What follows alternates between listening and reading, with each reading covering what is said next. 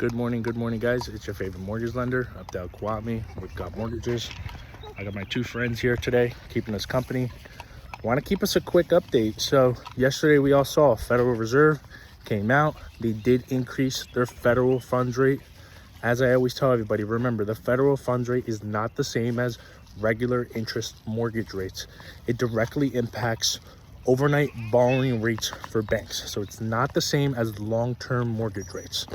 So the market took this into consideration for quite some time, knowing that the Fed was going to hike 25 basis points. I had a colleague yesterday send me a message with, I believe it was Yahoo Finance, their article that the Fed hiked 25 basis points. And what does this basically mean? So I told them, hey, listen, man, the market for interest rates actually yesterday is doing really, really good.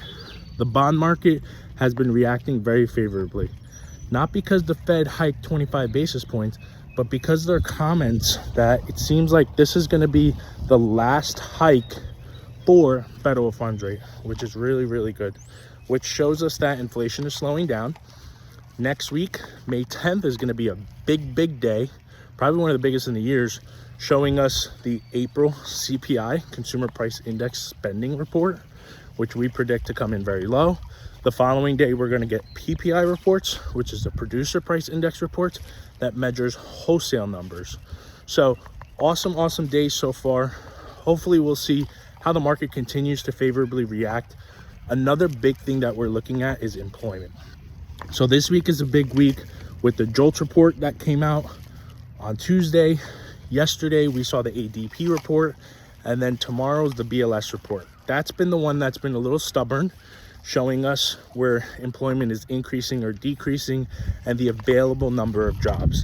Now, we're also monitoring wage growth to see that with home prices still slightly appreciating, are employers still increasing wages and payments to kind of keep up with some of these price hikes.